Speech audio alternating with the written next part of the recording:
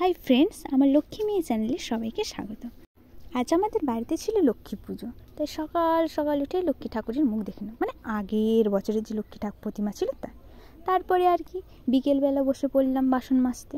আর পুরো লক্ষ্মী পুজোর দায়িত্বটা ছিল আমার ঘাড়ে। মানে মা পুজো করেছে ঠিকই, কিন্তু মানে সকাল থেকে একদমই সন্ধে পুজো পর্যন্ত সমস্ত কাজকর্ম আমি সব করেছি। তাই পুরো এক গামলা জল নিয়ে বসে পেয়েছে সে বাসন মাজতে। শুধু তো বাসন মাজলে হবে না, তাকে ধুইতেও হবে।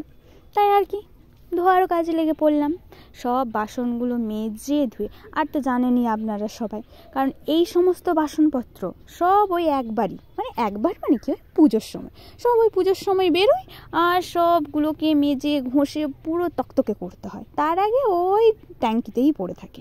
ঠিক সেই রকম এগুলো হচ্ছে যে নিত্যদিনের যেগুলো বাসনপত্র সেগুলো মাজা হয়, কিন্তু এক্সট্রা যেমন লক্ষ্মী পুজোর সময় কী হয়, এক্সট্রা বাসনপত্র লাগে, সেগুলো তো মাজতেই হয়। তাই সমস্ত জিনিসপত্র নিয়ে বসে পড়েছি, সব মাজা ঘষা করে ভালোভাবে তাকে ধুয়ে নিয়েছি। আর জানেন আমাকে না পুজোর কাজ করতে খুব ভালোই লাগে, বেশ মজাই লাগে বলুন। তারপর আর কি বিকেলবেলা জামা কাপড় সব পাল্টে চলে গেছিলাম ফুল তুলতে, কিন্তু ফুলগুলো এত গাছের ওপরে হয়েছিল, মানে অনেকটা উঁচুতে, আমার হাত পৌঁছচ্ছিল না। তাই একটু টেনে টেনে আর কি টেনে ভালো করে টানলাম, টেনে তারপরে ফুলগুলো তুললাম। তো এখানে আমাদের গাছে শুধু জবা ফুলই ছিল, আর একটা গাছে ফুল ছিল না। সকালবেলা সব পুজো দেওয়ার জন্য সবাই তুলে নিয়ে চলে গেছে। তাই আর কি করা, ফুল আর বেলপাতা। আর দেখুন বেল গাছের অবস্থা দেখুন, ন্যাড়া হয়ে গেছে, বলে না পুরো ন্যাড়া হয়ে গেছে। 3টে পাতা তো নেই, একটা মানে পাতাতেও 3টে করে পাতা নেই, সব প্রায় 2টো করে পাতা। অনেক খুঁজে 3টে পাতা। আর যা কাঁটা ফুটছিল, আমার হাতে তো একটা কাঁটা ফুটেই গেল, কিন্তু কি করার, তুলতে হবে বেলপাতা। তবে হ্যাঁ, বেল গাছটা খুব ছোটো ছিল বলে আমি হাত পেয়ে গেছি, আর বড় হলে তো হাত পাওয়ার কোনো প্রশ্নই ছিল না, কিন্তু ছোটো ছিল তার হাতটা মোটামুটি পেয়েই গেছিলাম। তারপরে আর কি আরও কয়েকটা ফুল তুলতে হবে, ওই কটিনি ফুলে তো আর হবে না, তাই আরও চলে গেলাম কয়েকটা ফুল তুলতে। এই যে দেখুন তো কটা ফুল ভালোভাবে তুলে নিলাম।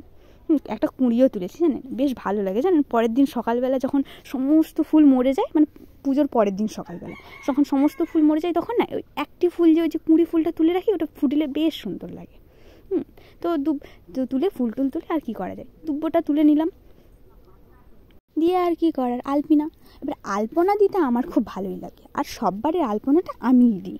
এবারে দেখুন সবসময় তো আলপনা ঠিকঠাক হয় না, কিন্তু যা হোক দেওয়ার চেষ্টা আর কি করি মোটামুটি।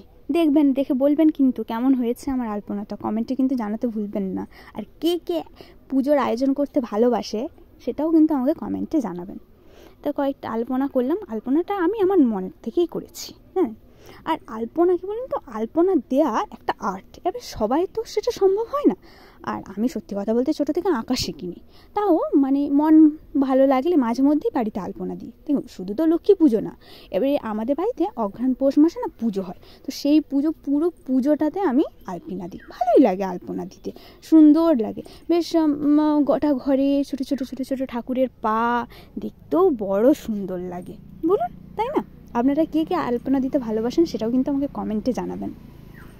আর আমার ভাই জানেন বড্ড বদমাস, আমি আলপনা দিই আর ও কী করে জানেন, ঠিক ওই আলপনাটির ওপরেই ও পা দেবে বা কিছু একটা করবে, দিয়ে আলপনাটা ঘেঁটে দেয়।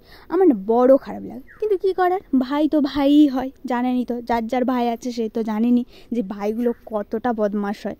আমার ভাইও ব্যতিক্রমী নয়, জানেন সব সময় সে বদমাইশি, আর দুজনের মধ্যে তো সে মারপিট তো লেগেই থাকে।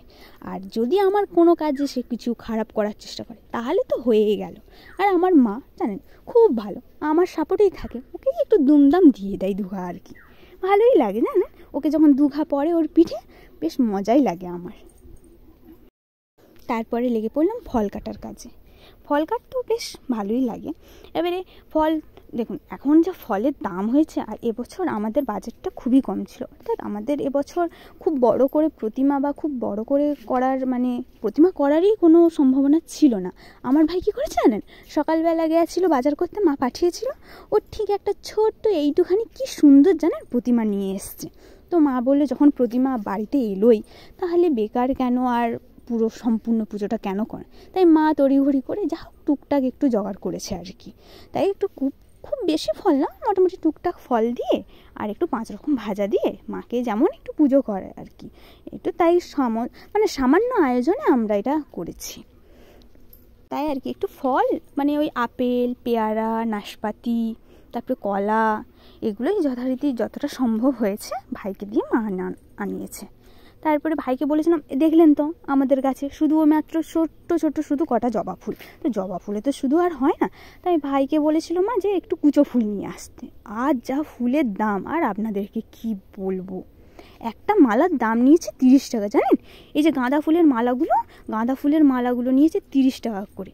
হ্যাঁ, তাই বলে গাঁদা ফুলের মালাগুলো সরিয়ে রাখি, ফুলের সঙ্গে থাকলে কী হয় বলুন তো, মানে যখন ঠাকুরকে পরাতে যাই তখন না ওই মালাগুলো ছিঁড়ে যায়।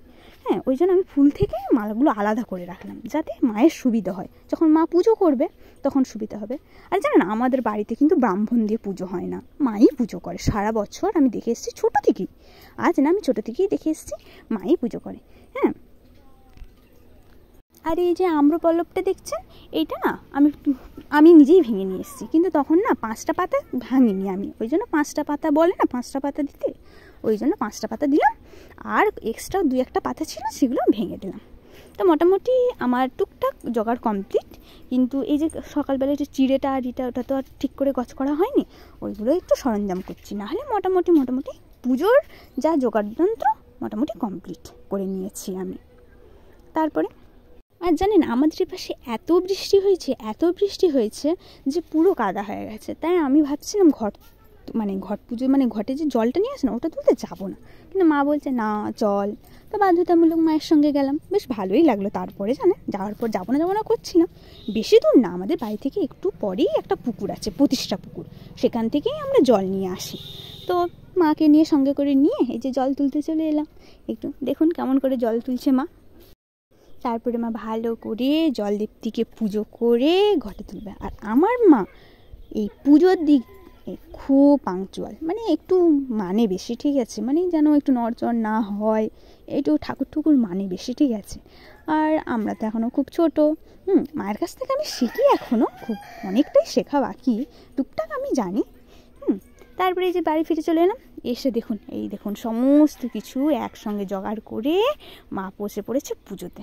এই দেখুন কত ছোট্ট প্রতিমাটা, কত সুন্দর, দেখুন ভাইয়ের পছন্দ আছে জানেন। এই প্রত্যেক বছর এই পুজো নিয়ে, জানেন, এই লক্ষ্মী পুজো নিয়ে ভাই সব সময় এইরকম করে, জানেন। আগে যখন আমরা অন্য জায়গায় থাকতাম, ওই রকম জানেন, এত বদমাইশ।